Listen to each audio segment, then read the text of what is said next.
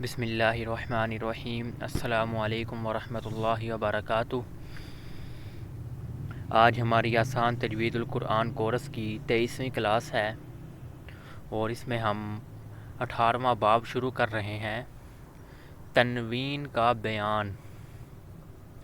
اس سے پچھلے سبق میں ہم نے حرکات یعنی زبر زیر پیش کے بارے میں پڑھا۔ ہم تنوین کے بارے میں پڑھتے ہیں۔ دو زبر دو زیر دو پیش کو تنوین کہتے ہیں۔ پہلے ہم نے زبر زیر پیش کا پڑھا کہ اسے حرکات کہتے ہیں۔ اب ہم پڑھ رہے ہیں دو زبر دو زیر اور دو پیش کو تنوین کہتے ہیں۔ ہم نے پہلے حرکات کے بارے میں پڑھا، ایک زبر ایک زیر ایک پیش کو حرکات کہا جاتا ہے۔ بالکل اسی طرح دو زبر دو زیر دو پیش کو تنوین کہا جاتا ہے۔ سوال: حرکات کسے کہتے ہیں؟ جواب: ایک زبر ایک زیر ایک پیش کو حرکات کہا جاتا ہے۔ سوال دوسرا: تنوین کسے کہتے ہیں؟ دو زبر دو زیر دو پیش کو تنوین کہتے ہیں۔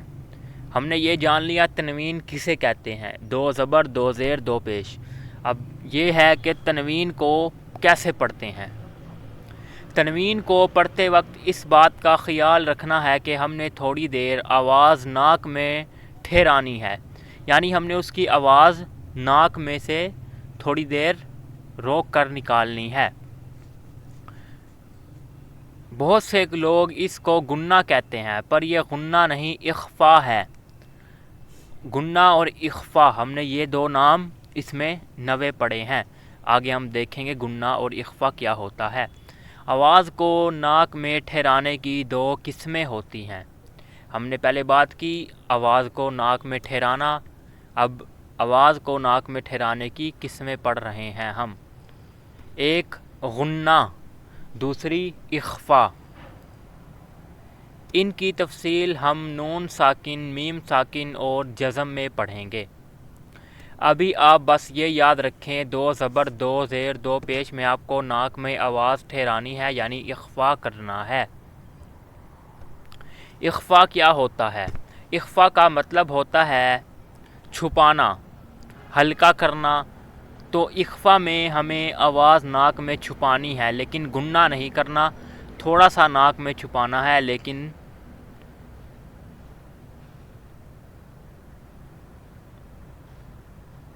زبان تالوں کے ساتھ نہیں لگانی۔ آواز میں دو قسم کی آواز ہوتی ہے، غنہ کرنا، اخفا کرنا۔ ہمیں تنوین پر اخفا کرنا ہے،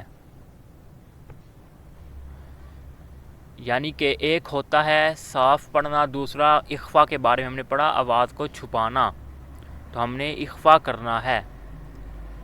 اہم نکات یہ یاد رکھیں کہ دو زبر دو زیر دو پیش پر ہمیشہ اخفا نہیں ہوتا۔ اگر حرف کے آگے حروف حلقی میں سے کوئی حروف آ جائے تو وہاں اخفا نہیں ہوگا۔